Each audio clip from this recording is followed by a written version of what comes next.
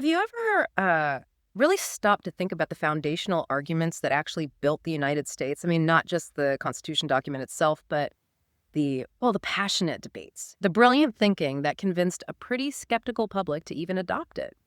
Today, we're doing a dive into the Federalist Papers, that classic collection of essays, really a cornerstone of political philosophy.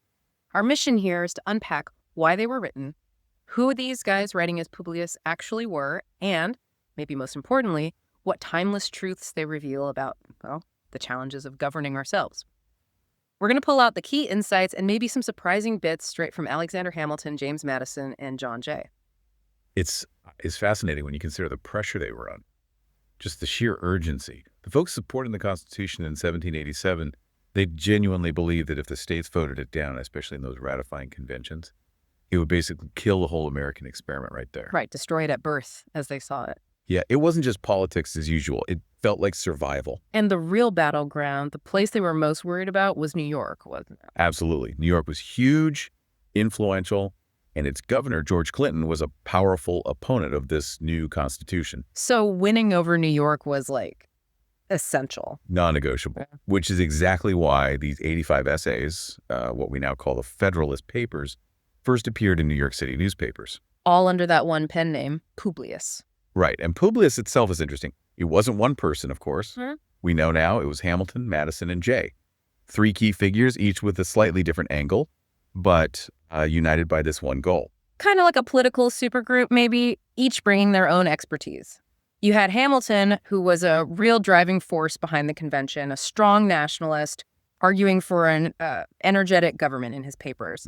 Then Madison, the father of the Constitution, famous for his notes in shaping the debates. He came at it more from a limited government perspective, but still a Federalist. And John Jay, bringing in that crucial foreign policy experience, he wrote fewer papers, but focused on those international angles. What's really interesting, though, and our source material points this out, is how Publius, despite being these different minds, Hamilton the nationalist, Madison the careful structuralist, somehow spoke with a pretty unified voice. Yeah, the introduction we looked at described Publius as at least as whole a personality as any reasonable man can be when he has to deal with the everlasting tensions of free government. Which perfectly mirrors the Constitution itself, right? Not the single perfect vision, but a bundle of compromises. Exactly. It begs the question, what actually held them together? What united Publius? And it seems to come down to a really clear-eyed, maybe even skeptical, but ultimately hopeful view of human nature. Okay. They saw both sides, the light and dark sides, man's ability to reason, but also his capacity for passion, for injustice. And that's why government structure was so critical. They weren't designing for angels. Definitely not. Designing for real people, flaws and all. So with that view of humanity and this urgent need, the papers really became this powerful argument for union. What did they actually fear? What was this horrid picture of disunion they kept painting? Oh, it was bleak. They laid out dangers, both internal and external. Jay, in some of the early papers, really paints this horrid picture. His point was pretty simple. In union, there is strength. In confederacy, weakness. Without that strong union, laws and court decisions wouldn't be consistent across states. Chaos, basically. Right, legal chaos, like your New York contract meaning nothing in Pennsylvania. Precisely. And Hamilton, he really hammered on the internal dangers, didn't he? He did. He focused on what he called the weakness and wickedness of human nature, predicting constant, maybe even violent conflicts between the states if they weren't bound together. Conflicts over what, though? Ambition, commercial rivalries, states trying to undercut each other economically, even just the private passions of powerful people stirring up trouble. He pointed to Shays' rebellion in Massachusetts, that recent uprising, as exactly the kind of thing that could happen. Proof the existing government was too weak. And it wasn't just hypothetical. Hamilton mentions territorial disputes, these undecided claims between states.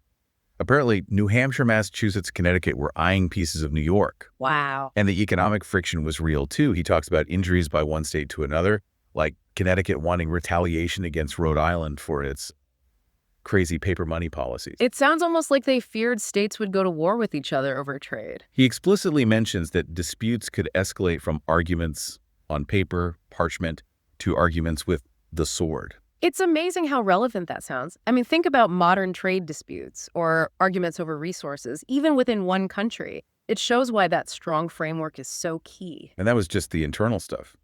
Jay warned about foreign powers, too. Right, getting entangled in European politics. Yeah, he said disunion would pull America into all the pernicious labyrinths of European politics. And his famous line, divide et impera, divide and rule, must be the motto of every nation that either hates or fears us.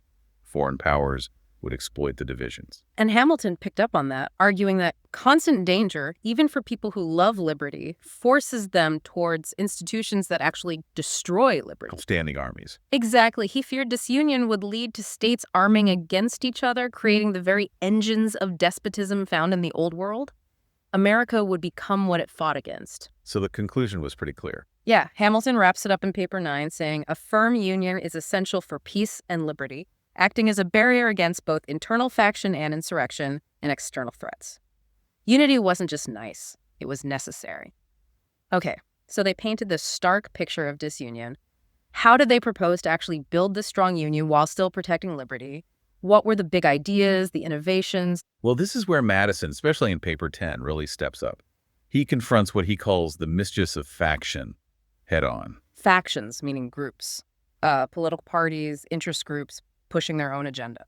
Exactly. Groups united by some passion or interest that might go against the rights of others or the common good. And he argued that pure democracy, where everyone votes on everything directly, can't actually cure this. It just lets the majority faction dominate. Okay, so direct democracy is out. What's the fix? A republic, a system where you elect representatives. He argued this refines and enlarges the public views because you're choosing, hopefully, wise citizens to make decisions. But here's the really interesting twist, right? He didn't argue for a small republic, which was the common wisdom then. No, quite the opposite. He argued a large, extensive republic was actually better. How so? That seems backwards. Well, his reasoning was twofold. First, in a large republic, you have a bigger pool of potential candidates, so a greater probability of a fit choice for representatives. And second, crucially, in a large country, you have so many different interests, so much multiplicity, that it's much harder for any single faction, any single majority, to form and coordinate to oppress everyone else. So diversity of interests becomes a feature, not a bug. It prevents tyranny of the majority. Precisely. A really revolutionary idea for the time. Hamilton also mentioned in paper 9 how the science of politics had improved, pointing to things like separating powers and independent courts. Which brings us right to that bedrock concept, checks and balances. This is maybe the most famous legacy. It really is. And Madison in paper 51 gives us that classic line, if men were angels, no government would be necessary. Wait, since they're not? Since they're not, you need controls, both on the government itself and within the government. His solution. Ambition must be made to counteract ambition. Using human nature against itself, in a way. In a practical way, yes. You set up the different branches, legislative, executive, judicial, so they naturally compete and check each other's power. And he also talks about the compound republic power divided between the federal government and the states, then subdivided again within each level. A double security for liberty, he called it. Let's quickly touch on how they saw those branches working. The legislature, Congress, has two parts. Right. The House of Representatives, elected directly by the people every 2 years, keeps it close to the public pulse. And the Senate. Senators were originally chosen by state legislatures, serving longer 6-year terms. This was a key compromise, balancing big and small states, and meant to provide stability, a longer view, maybe more expertise, prevent laws from changing constantly. Okay, then the executive, the president. Hamilton really argued for a single, strong executive in paper 70. He did. He stressed unity for energy and speed in action, veteran expedition, he called it, and also for clear responsibility. One person in charge, you know who to blame or credit. Easier than blaming a committee? Much easier. Yeah. And the 4-year term. That was about giving the president enough time to be effective, to have some firmness, and provide stability without making them king. What about the veto power? That was controversial too. Very. But Hamilton argued it wasn't absolute, just a qualified negative. It acts as a shield for the president against Congress, maybe overstepping, and forces everyone to take a second look at potentially bad laws.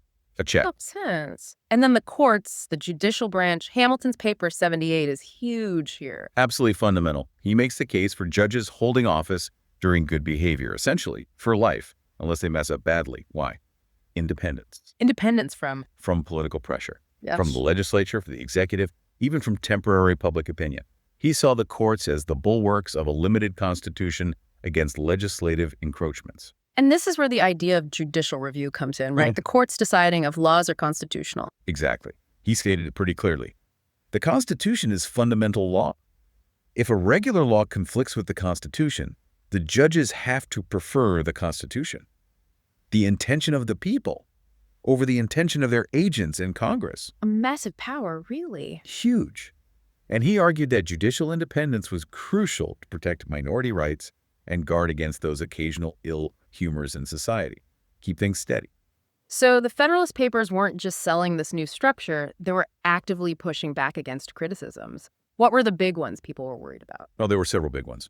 A major fear was definitely federal overreach, that this new national government would just swallow up the state's powers. The states losing their authority. Right. Hamilton kind of flipped that in paper 32, arguing it was just as likely states would try to encroach on federal power. Madison, in 45, tried to reassure people, saying federal powers were few and defined, while state powers were numerous and indefinite.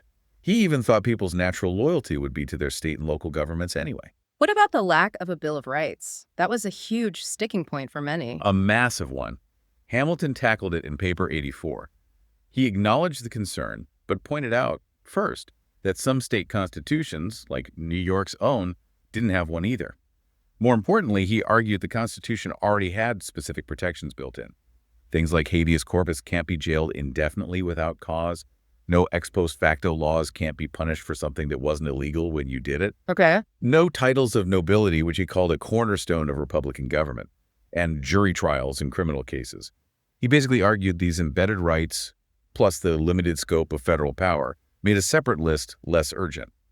Though, obviously, that argument didn't fully win the day initially. No, the Bill of Rights was added pretty quickly. What about standing armies? People were terrified of those after dealing with British soldiers. Deeply terrified. Hamilton addressed this across several papers. His main point was that a standing army was a bigger danger if the Union dissolved, forcing states to constantly arm against each other. Under a strong Union, he argued, the militia provides a safeguard, and a united front is actually a better deterrent, needing perhaps only a small professional force. And the cost. Surely people worried a national government would be expensive. They did. Hamilton met that head-on, too, in paper 13. He argued that one efficient national government, particularly when it came to collecting import duties, would actually be less expensive and more effective than 13 separate states or smaller confederacies all trying to do the same thing. An economy of scale argument, really. It's really striking how they systematically addressed these very real fears. They weren't just saying, trust us. They were laying out the logic. Exactly. They were engaging in a serious public debate, anticipating the counterarguments. And yet they weren't claiming perfection, were they? There's a sense of humility there, too. Absolutely. Hamilton, in the very last paper, paper 85, is quite candid. He says it would be crazy to prolong the precarious state of our national affairs in the chimerical pursuit of a perfect plan. Then he delivers that great line, I never expect to see a perfect work from imperfect man, acknowledging the limitations. And that imperfection was okay because they built in a way to fix things later. Precisely. He points directly to Article V of the Constitution, the amendment process. He reminds readers that Congress has to call a convention if 2/3 of the states ask for it. So all the complaining about the system being unchangeable, he says, just vanishes in air. They provided the mechanism for future generations to adapt it. It wasn't set in stone forever.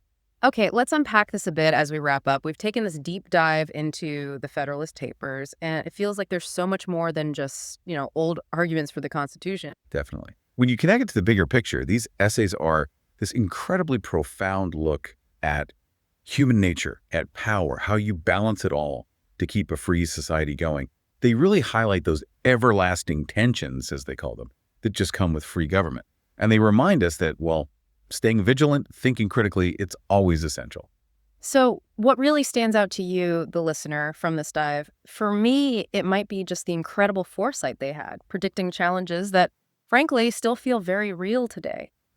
The Federalist Papers don't just explain the Constitution, do they? They almost invite us to keep wrestling with its ideas, with this whole ongoing experiment in self-government. Mm-hmm. So here's a final thought to chew on. If Publius, if Hamilton, Madison, and Jay were writing today in our world, what timeless truths would they be focused on now? What challenges about unity versus liberty or about faction in the age of the internet would they be warning us about?